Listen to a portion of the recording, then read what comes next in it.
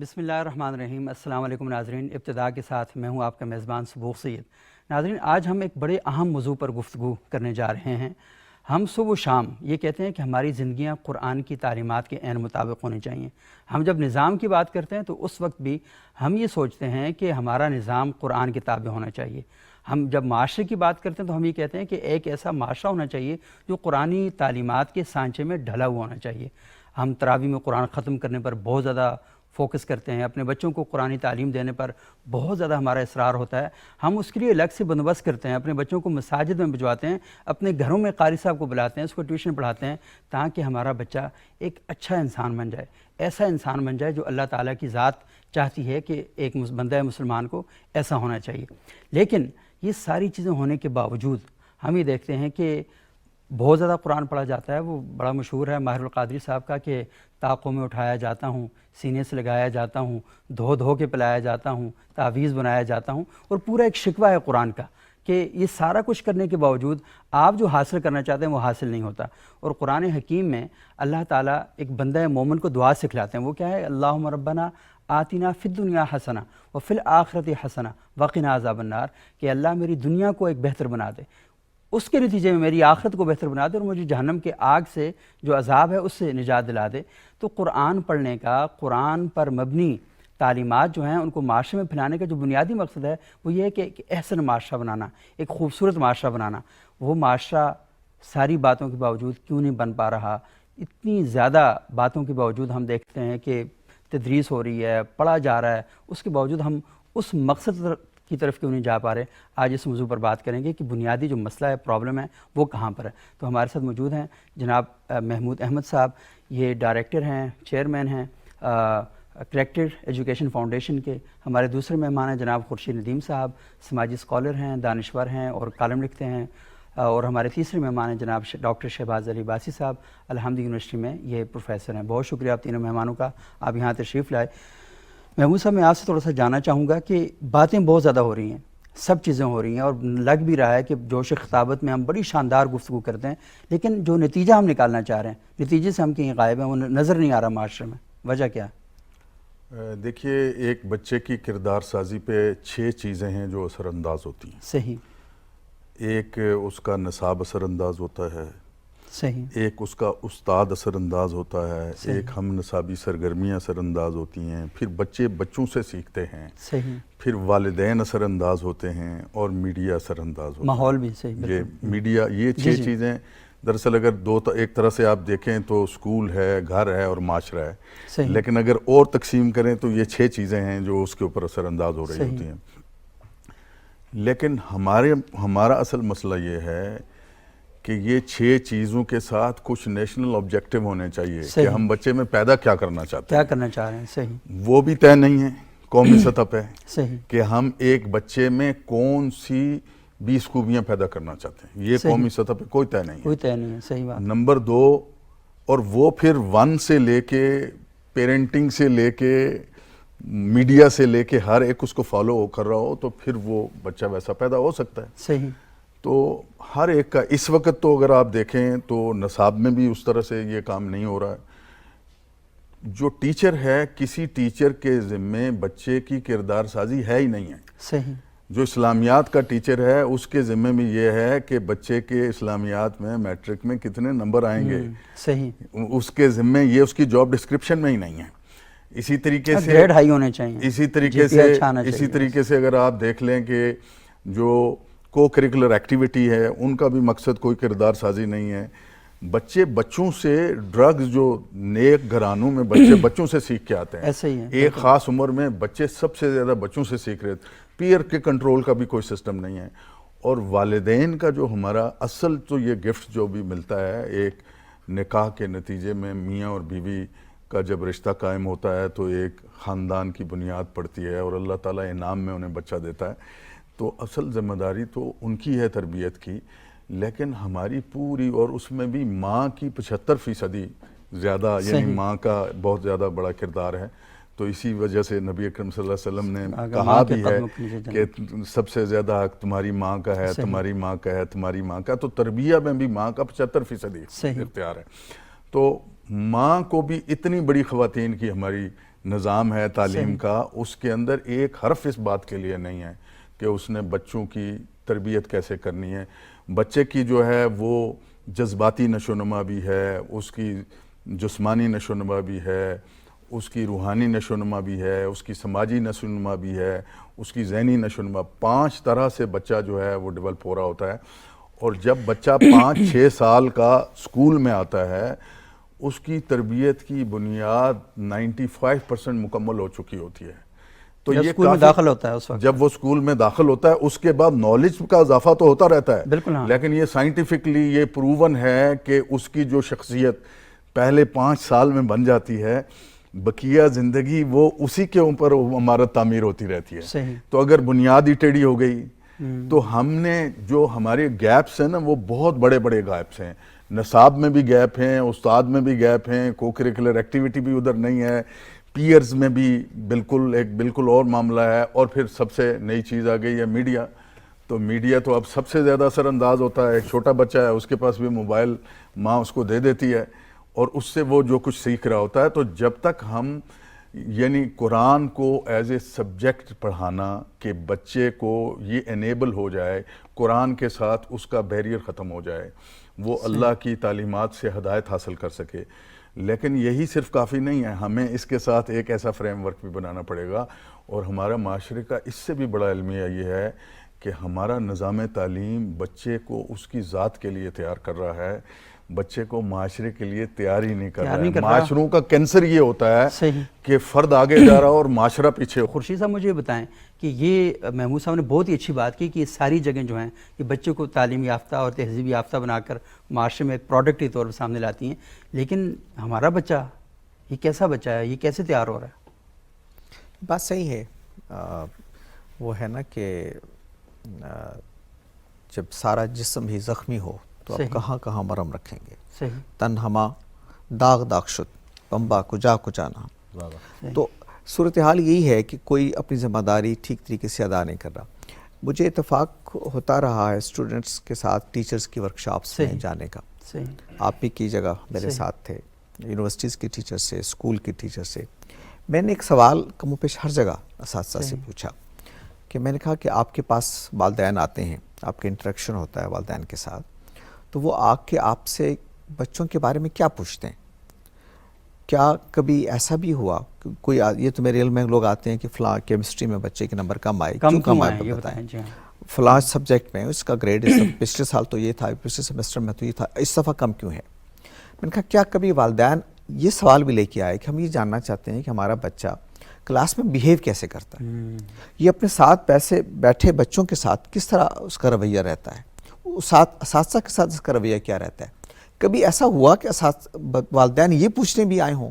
تو آپ یقین کریں میرا مشاہدہ اور تجربہ یہ ہے کہ انہوں نے کسی ٹیچر نے مجھے یہ نہیں کہا کہ ہمارے پاس والدین یہ سوال لے کے آئے ہوں کہ ہم یہ جاننا چاہتے ہیں کہ ہمارا بچہ یہاں سیکھ کیا رہا ہے. یعنی علم جو سیکھ رہا ہے یا تعلیم جو پا رہا ہے وہ تو الگ چیز ہے، یہ آداب کے اعتبار سے کیسا ہے، اپنے اخلاق کے اعتبار سے کیسا ہے. ہم اس میں کنسرن ہیں کہ ہمارے بچے کا اخلاق کیسا ہے. یہ وہ دیکھیں، یہ مائنڈ سیٹ، یہ بنیادی طور پر یہ مادیت اصل میں وہی ہے وہ جو علامہ اقبال نے کہا تھا نا کہ وہ چھین لی روح تیری دے کر تجھے فکر معاش، عصر حاضر ملک الموت ہے تیرا جس نے قبض کی روح تیری دے کر تجھے فکر معاش. ہر وقت میرا کیریئر کیسے بنے گا، میں 4 پیسے کیسے کما سکوں گا، ہمارا بچہ 4 پیسے کیسے کما لے گا، اس کا کیریئر کا کیا ہوگا، انجینئر بنے گا، ڈاکٹر بنے گا، اچھا انسان بنے گا یا نہیں بنے گا. کنسرن نہیں ہے سوسائٹی کا. جیسے محبوب صاحب نے صحیح کہا کہ شخصیت کی بنیادی بناوٹ تو گھر میں ہو رہی ہوتی ہے. بچوں قرآن مجید نے کیا کہا تھا کہ اپنے آپ کو اور اپنے اہل خانہ کو جہنم کی آگ سے بچاؤ. اس کا مطلب یہ ہے کہ یہ حساسیت بچوں میں پیدا کرنا کہ تم دنیا میں کیوں آئے ہو، تمہارے دنیا میں ظاہر ہے تمہیں رہنا ہے تو اس کے لیے اسباب تلاش کرنے ہیں تمہیں، یہ وہ خود ہی کر لیتا ہے، اس کو خود کامن سینس میں ہوتا ہے. یعنی یہ جو سروائیول کی ایک جبلی خواہش ہوتی ہے وہ ہر بچہ ہر جانور میں بھی ایون ہوتی ہے. وہ آپ بچوں میں پیدا کرتے ہیں، کوئی کمال نہیں کر رہے ہوتے، اس لیے یہ اس کو پتا ہے کہ مجھے جینا ہے تو روٹی چاہیے ہوگی، مجھے پانی، وہ آپ نہیں سکھائیں گے تو وہ خود بندوبست کر لے گا. آپ کو تو اس کو سکھانا ہے کہ تم ایک انسان ہو، تم ایک مقصد زندگی لے کے آئے ہو، تم نے مرنا نہیں ہے، تم نے ایک اور زندگی میں جانے والے ہو، تم اس کے لیے تیار کرنا ہوتا ہے. تو یہ وہ بنیادی گیپ ہے جو ہم گھر میں نہیں کرتے. یہ بالکل والدین کے کنسرن یہ نہیں رہے. بلکہ میں تو یہ کہوں گا کریکٹر بلڈنگ محمود صاحب کرتے ہیں، ایک پورا اب ایک پروگرام ایسا ہونا چاہیے کہ والدین کی کریکٹر بلڈنگ کیسے ہو. صحیح، بالکل. اس لیے کہ جیسے ان کو معلوم ہے کہ اساتذہ کی تربیت کتنی امپارٹنٹ ہوتی ہے. اساتذہ کا کریکٹر خود ٹھیک نہیں ہے، ان کو یہ معلوم نہیں ہے کہ مقاصد تعلیم کیا ہے، تو وہ بچے کو کیا سکھائیں گے. ایگزیکٹلی یہ والدین کی بھی ہونی چاہیے. ہمارے یہاں دیکھیں نا اکثر بحثیں ہوتی ہیں اکثر بچوں کو جی کس عمر میں شادی ہونی چاہیے وغیرہ وغیرہ. یہ کوئی نہیں کہتا کہ والدین کو کس طرح سے تیار کیا جانا چاہیے کہ وہ بچوں کی تعلیم کریں. دیکھیں خاندان کا ادارہ کیوں ہے؟ ہمارے استاد ایک بات کہتے ہیں، خاندان کا ادارہ صرف اس لیے ہے کہ وہ ایک انسان جو بنانا ہے وہ کیسے بنانا ہے. صحیح. ایک انسان کو انسان بنانے کے لیے اللہ نے پورے خاندان کا ادارہ بنایا. وہ اس کو کتنا حساس ہونا چاہیے. اب اگر والد کو نہیں پتا کہ یہ بچہ جو میرے گھر آنے والا ہے، اس کو یہ تو پتا ہے شادی مجھے کرنی ہے، ماں کو بھی پتا ہے، لڑکی کو بھی پتا ہے شادی کرنی ہے، یہ ہماری خواہشیں ہیں، یہ ہمارا گھر ہونا چاہیے. یہ نہیں پتا کہ یہ سارے ارینجمنٹ قدرت کیوں کر رہی ہے. اس لیے کہ وہ جنہوں نے فرمایا کہ وہ جو انعام آپ کو ملنے والا ہے اس کا حق ادا کرنا ہے آپ نے، اس کا شکر ادا کرنا ہے. کفران نعمت نہیں کرنی ہے آپ نے. اما شاکرم و اما کفورا، سارے امتحان اسی کا ہے. وہ بچہ ایک نعمت بھی ہے، ایک آزمائش بھی ہے آپ کے پاس. یہ اللہ نے ساری ارینجمنٹ اس لیے کی ہے کہ وہ ایک اچھا انسان کیسے بنے. اور اللہ کے ارینجمنٹ کے مطابق کام نہیں کریں گے تو وہی بچہ نعمت کی بجائے زحمت بنے گا. آپ کے لیے بھی بنے گا، سوسائٹی کے لیے بھی بنے گا، اور پھر کل اللہ کے یہاں آپ جواب دہ ہوں گے کہ یہ میں نے تمہارے پاس اپنا ایک بندہ بھیجا تھا. وہ علامہ اقبال کی ایک مثنوی رموز خودی میں تو حیران ہوتا ہوں. میں آپ کو بتاؤں، وہ ایک واقعہ علامہ اقبال نے لکھا ہے اپنے بچپن کا. وہ کہتے ہیں کہ میں ایک دفعہ گھر میں تھا تو ایک فقیر مانگنے آیا. تو کہتا ہے کہ میں نے کہا اس کو جاؤ، چلے جاؤ. تو وہ نہیں گیا. تو 2-3 دفعہ میں نے اس کو جانے کو کہا تو وہ نہیں گیا. تو پھر میں کہتا غصہ آیا مجھے، میں اٹھا اور میں نے اس کو ایسے کیا کہ چلو جاؤ. تو اب یہ ہوا کہ اس نے وہ جتنا اس کا تھا نا آٹا واٹا جمع کیا ہوا تھا وہ گر گیا سارا. تو کہتے میرے والد دیکھ رہے تھے سب کچھ. میں یہ پڑھتا ہوں شعر تو مجھے یعنی جذبات پہ قابو نہیں رہتا. وہ کہتے ہیں کہ میرے والد جو دیکھ رہے تھے سب کچھ، تو انہوں نے مجھے بلایا اور انہوں نے مجھے کہا کہ تم ذرا تھوڑی سی تصور کرو کہ کل خدا کے حضور میں دربار لگا ہے اور نبی صلی اللہ علیہ وسلم بھی وہاں موجود ہیں، اور تمہارے باپ کو وہاں کٹہرے میں کھڑا کیا. یہ فقیر وہاں آ کے کھڑا ہو گیا اپنی شکایت لے کر، اور تمہارا باپ کٹہرے میں کھڑا ہے. اور رسول اللہ وہ اللہ تعالیٰ کہتے ہیں تم سے پوچھیں، مجھ سے پوچھیں گے. وہ لفظ انہوں نے استعمال کیا ہے کہ یہ باغ مصطفیٰ کا ایک غنچہ، یہ میں نے تمہاری طرف بھیجا تھا، یہ لڑکا اقبال نام کا، اس کی تربیت کرو، یہ تم نے اس کو سکھایا.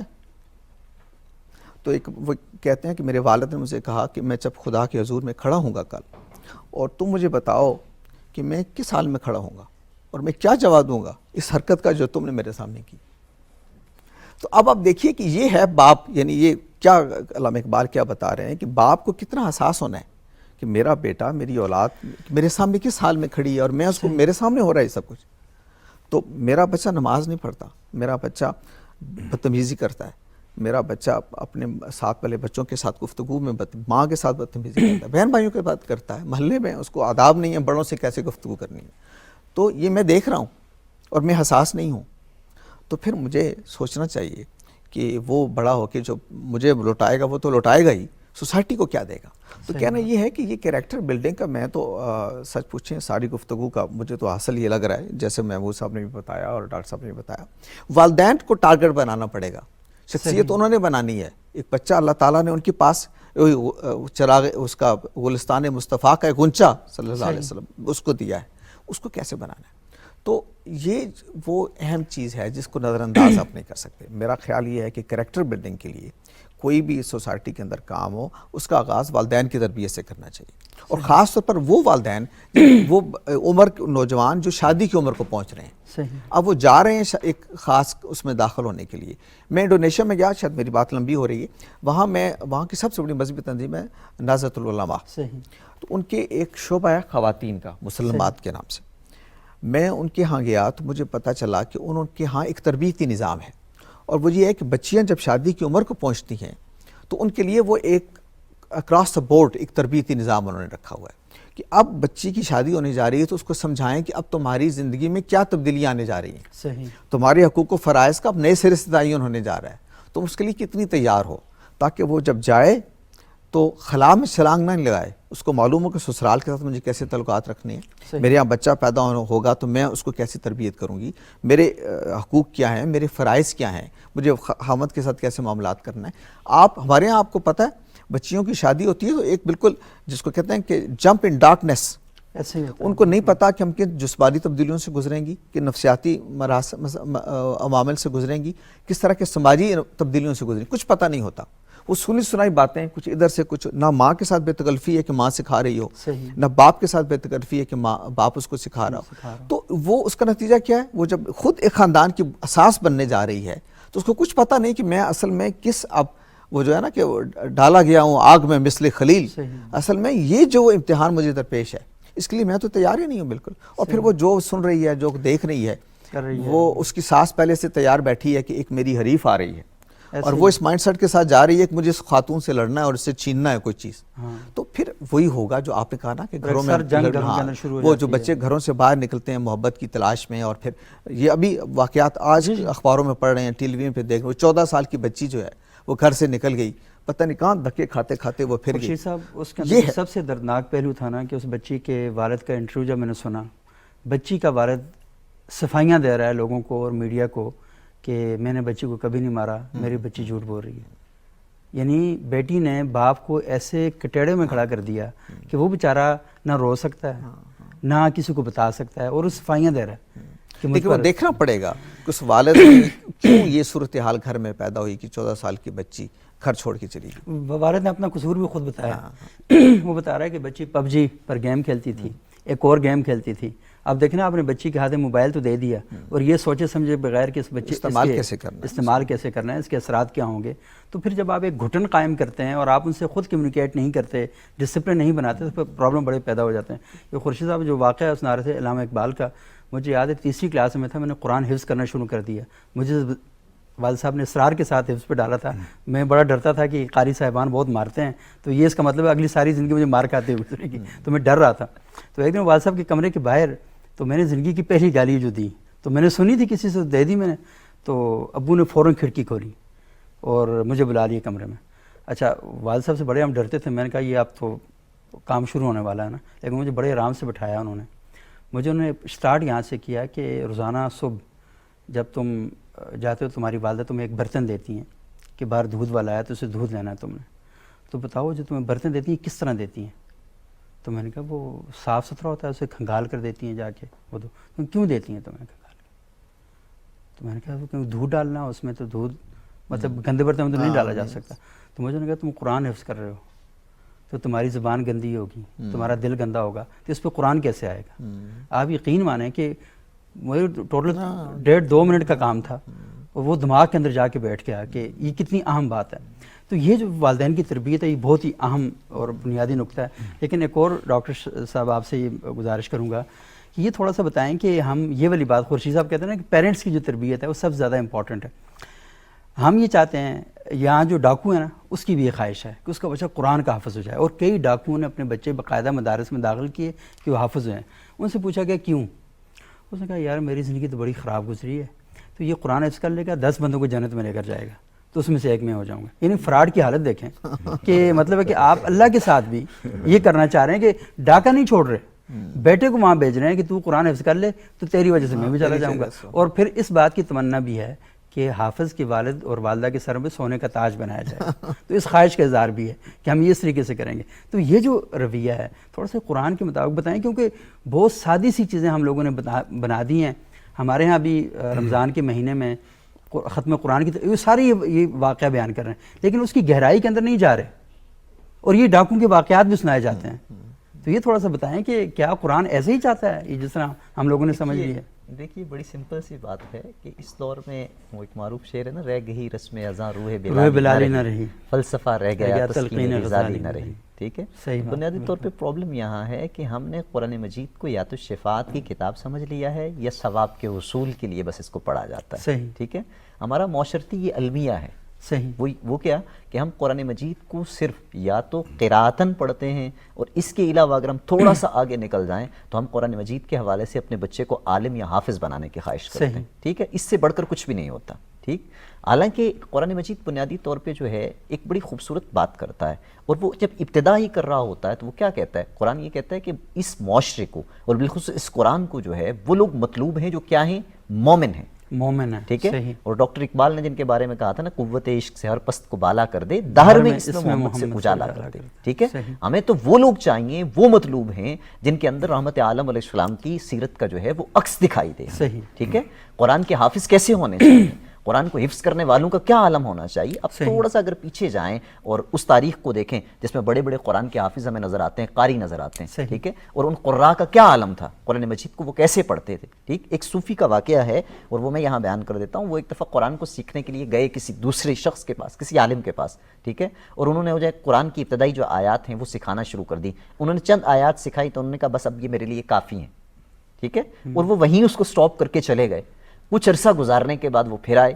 پھر جب آئے تو انہوں نے کہا آپ تو قرآن سیکھنے آئے تھے اور چند آیات آپ نے سیکھی اور آگے بڑھ گئے. انہوں نے کہا قرآن فقط جو ہے ظاہراً لفظ پڑھ لینے کا نام نہیں ہے، اصل میں اس کے اندر جو ہے وہ معانی کا ایک گہرا سمندر ہے جس کے اوپر عمل کرنا میرے لیے ضروری تھا. میں یہ چاہتا تھا کہ جو میں نے سیکھ لیا ہے پہلے میں اس پہ عمل کرنا سیکھ لوں اور پھر آگے بڑھوں.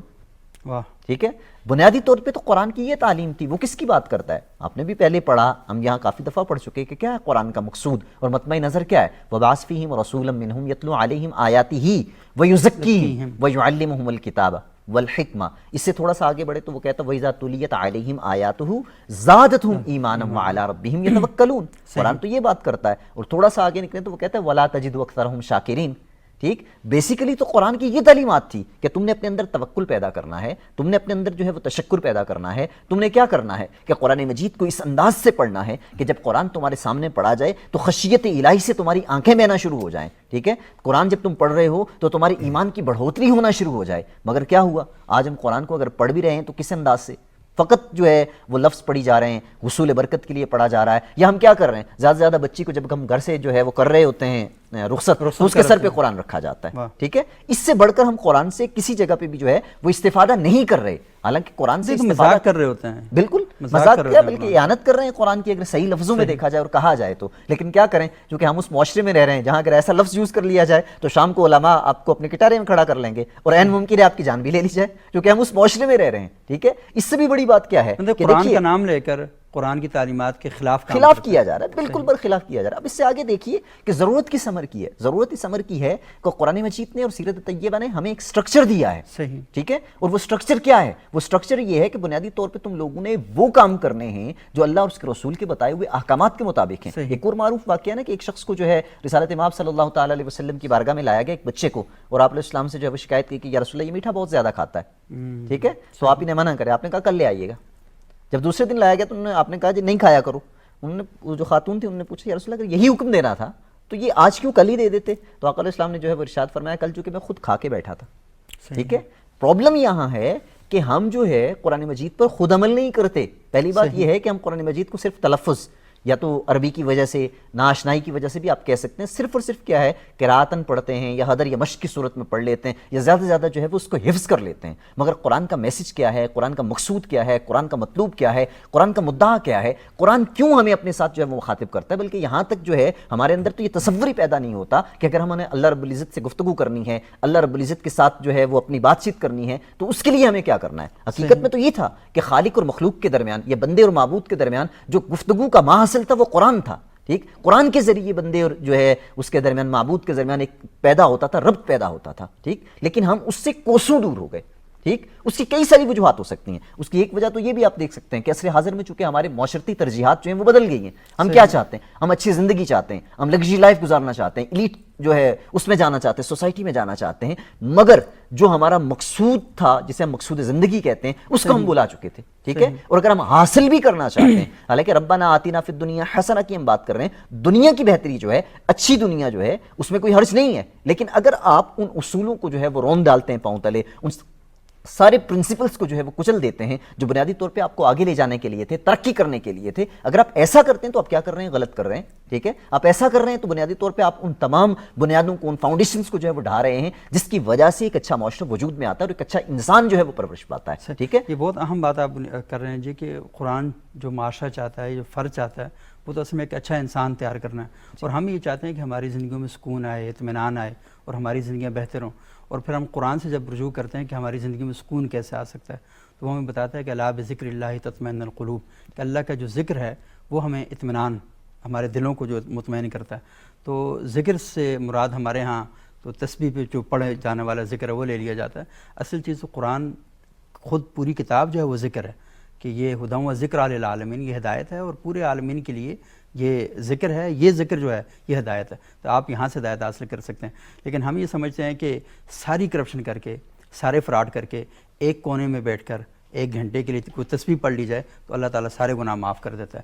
یہ جو ظلم پر مبنی ہمارا نظام ہے, ہم نے یہ سمجھا ہوا ہے کہ مطلب نعوذ باللہ ہم نے یہ سوچا ہوا ہے کہ اللہ تعالیٰ کے ساتھ ہم کو فراڈ کر رہے ہیں. مطلب طواف کعبہ بھی کیا, گنگا کا اشنان بھی, خوش رہے شیطان بھی, راضی رب رحمان بھی, تو ہم نے اس طرح کا ایک ماحول کریٹ کر دیا. تو محمود صاحب یہ بتائیں, آپ نے کہا کہ ملکی یکجہتی کے لیے کوئی, ہم نے ابھی تک 20 ایسے پوائنٹ نہیں نکالے کہ ہاں یار یہ جو 20 پوائنٹ ہیں یہ ہمارا ٹارگٹ ہونا چاہیے اور اس کے مطابق ہم نے اپنی نئی نسل کو تیار کرنا ہے. تو کیا ہمارے علماء نے کوئی ایسے 20-30 پوائنٹ کہ یہ نکالیں, اور یہ ہم چلیں ٹھیک ہے, ہمارے فقہی اختلافات اپنی جگہ پر, مسلکی اختلافات اپنی جگہ پر, یہ ہماری کامنلٹیز ہیں, یہ ہمارے مشترکات ہیں قرآن اور حدیث کی روشنی میں, تو یہ ہم لے کر جاتے ہیں تاکہ اس سے طالب علم اچھا ہو, والد اچھا ہو, والدہ اچھی ہو, سوسائٹی اچھی ہو, تاجر اچھا ہو, جو ورک پلیس پہ کام کرنے والا بندہ وہ اچھا ہو. کوئی ایسے پوائنٹ ہو سکتے ہیں یا کوئی ایسے ہیں آپ کی نظر میں جو علماء نے کام کیا ہوں اس پر؟ خود کریکٹر ایجوکیشن فاؤنڈیشن نے ایک پروسیس کیا اس پہ, صحیح, اور ہم نے اس میں علماء کو بھی شامل کیا, ماہرین تعلیم کو بھی شامل کیا, سائیکالوجسٹ کو بھی شامل کیا. سب سے پہلے ہم نے ایک کریکولم ڈاکومنٹ بنایا اس پہ بتدریج, یعنی ہم نے 25 چیزیں, دراصل ہم نے 5 چیزیں لی ہیں, ان میں سے ہر ایک میں 5 چیزیں. اچھا. اور ایک میننگ فل لائف کا کانسیپٹ بنایا ہے, اور اس میننگ فل لائف کے لیے 5 چیزیں, اور ان میں سے ہر ایک میں 5 چیزیں, اور وہ بڑی حد تک یونیورسلی ہیں. سب سے پہلی چیز ہے ویلیوز. صحیح, اقدار پر مبنی معاشرہ. اقدار. تو ویلیوز میں 5 چیزیں ہم نے لی ہیں کہ سچائی, دیانت, صبر, عدل اور حیا.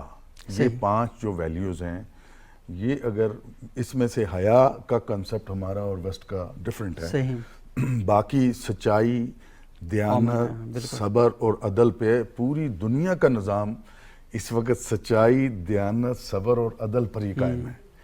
اور جو ان پر عمل نہیں کرتا وہ بھی سمجھ جائے کہ معاشرہ اسی سے بہتر ہوگا. یہ اسی سے.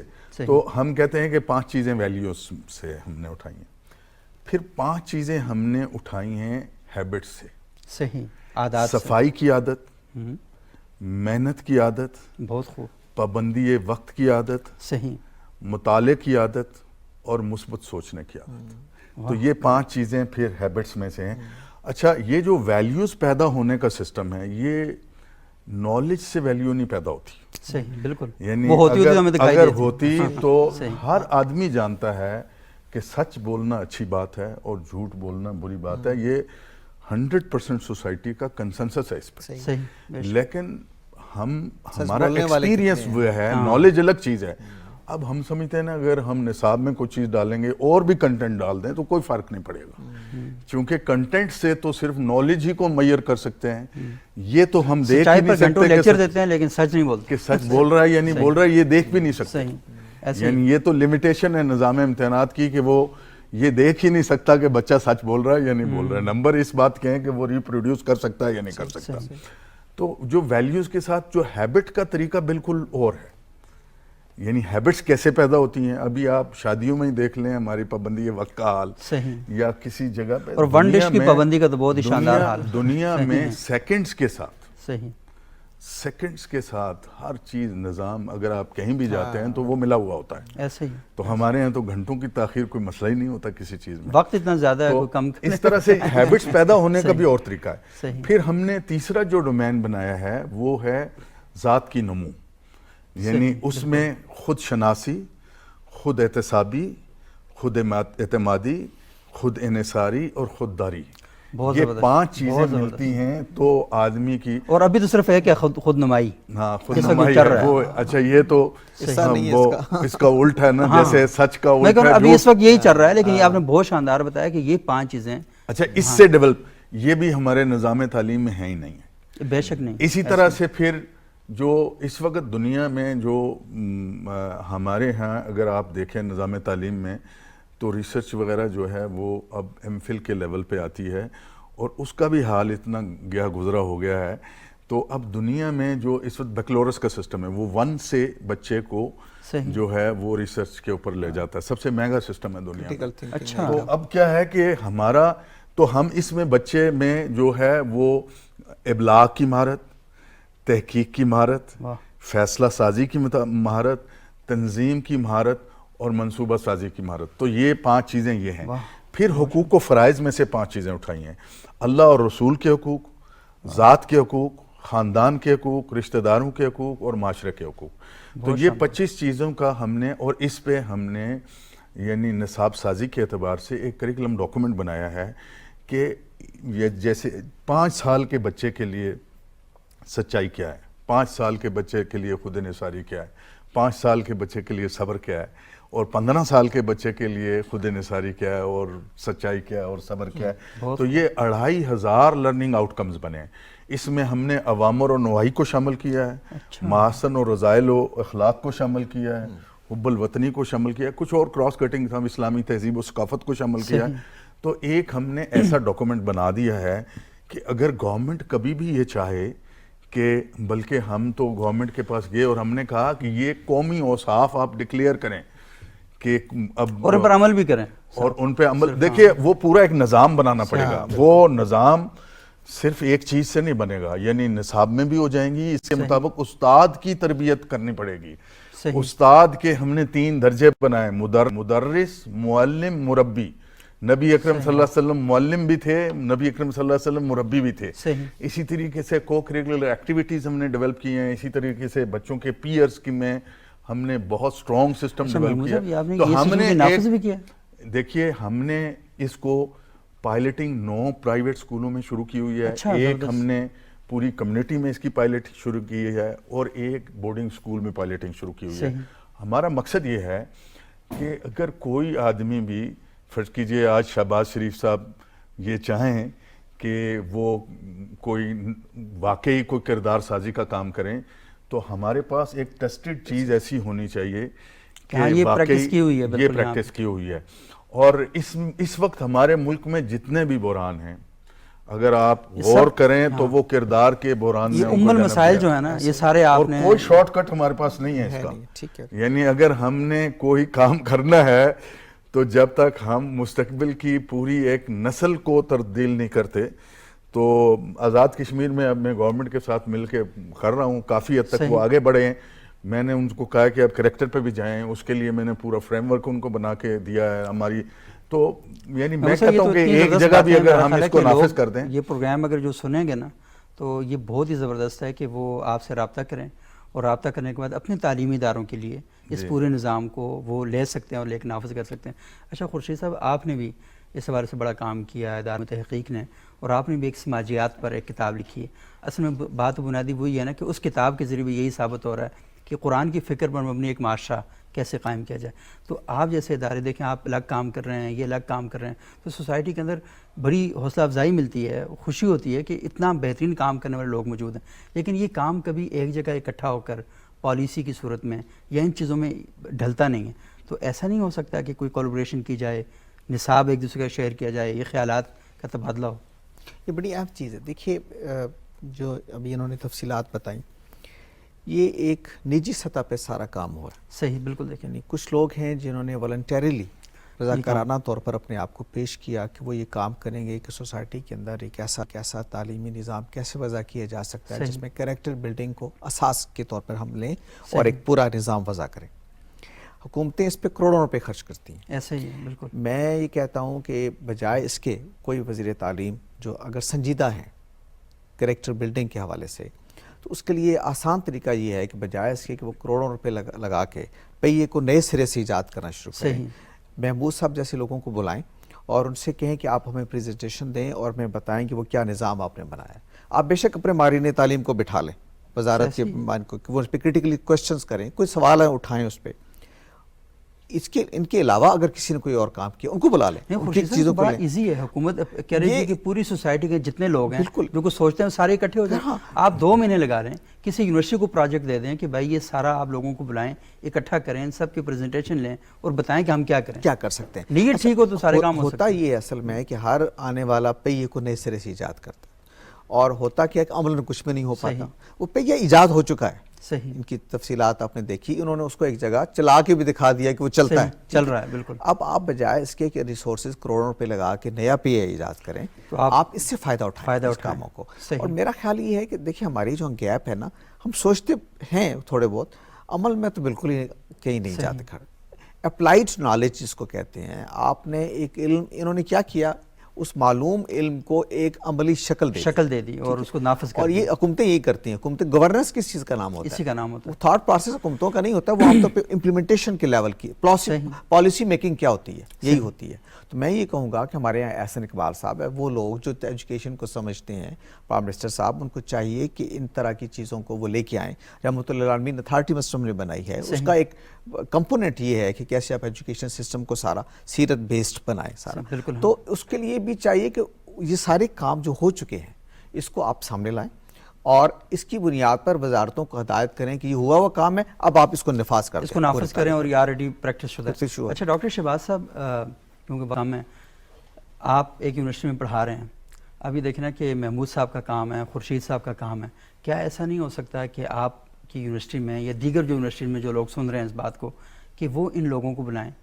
और वहाँ पर बैठ के गुफ्तगू करवाई जाए? क्योंकि आपके यहाँ जो बच्चे पढ़ रहे हैं तो माशाल्लाह बच्चे तो नहीं है ना, यूनिवर्सिटी के तालिब इल्म हैं, और इन्होंने तो फौरी तौर पर निकल कर सोसाइटी में जाके प्रैक्टिस शुरू करनी है, चीज़ों को संभालना है। तो ये बहुत शानदार एक कम्बिनेशन नहीं बन जाएगा कि आप पढ़ा रहे हैं, ये लोग गौर व फिक्र कर रहे हैं, दायरे बना रहे हैं, किताबें लिख रहे हैं, तो उन सब का आपस में एक कंबाइन कोशिश होनी चाहिए। मेरे ख्याल से तो इल्म जो है ना, वो पहली बात ये है कि एक्सचेंज, नॉलेज को एक्सचेंज करना, ये तो बुनियाद है, ठीक है। दूसरी बात ये कि जैसे महमूद साहब ने कहा, खुर्शीद नदीम साहब ने कहा, ऐसे ही हमारे इदारे, हमारी यूनिवर्सिटी के अंदर भी कैरेक्टर बिल्डिंग के हवाले से एक पूरा शोबा कायम है। अच्छा, ठीक है, मैं उसका थोड़ा सा आपको जो है इंट्रो करवा देता हूँ। और वो इंट्रो ये है कि हमने छोटे लेवल जो हैं, स्पेशली जो हमारे स्कूल्स हैं यूनिवर्सिटी से रिलेटेड, AIU स्कूल जो हैं, अल्हम्दुलिल्लाह यूनिवर्सिटी के स्कूल, उसमें हमने कुरान हाउस के नाम से एक प्रॉपर सेटअप रखा हुआ है, ठीक है। अब उस कुरान हाउस के अंदर हम क्या करते हैं, हम बुनियादी तौर पे जो छोटे बच्चे हैं उनको हम जो है वो अरबी से आशनाई, ठीक, चंद अरबी के अल्फाज जो है वो बोलना सिखाते हैं। फिर जो बच्चे उससे थोड़ा सा ऊपर चले जाते हैं, यानी एम्स 1 2 इस तरह हमने किया हुआ, जब वो थोड़ा सा ऊपर जाते हैं तो हम ऐसा करते हैं कि उन्हें नाजरा कुरान की तरफ ले आते हैं, ठीक है।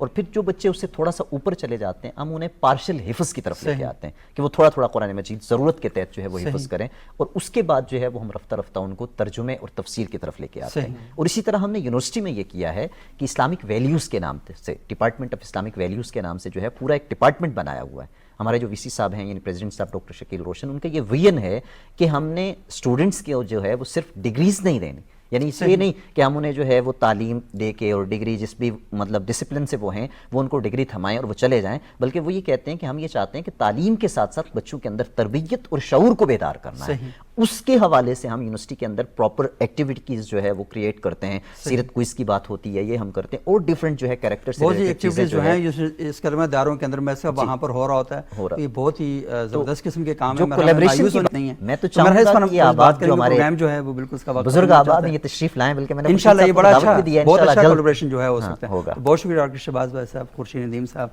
जनाब महमूद अहमद साहब। नाज़रीन, आज हमने गुफ्तगू की और शुरू में बड़े मायूस से पता नहीं कुछ हो नहीं रहा, लेकिन आखिर में पता चला बहुत ज़बरदस्त किस्म के काम हो रहे हैं। लेकिन असल चीज़ ये है कि इन कामों को डाइजेस्ट करना, इनको कदर बनाना और इस पर माशरे को तश्कील देना, उसको रास्ता फराहम करना सबसे अहम ये है। अगले प्रोग्राम तक के लिए इजाज़त दीजिएगा। बहुत शुक्रिया।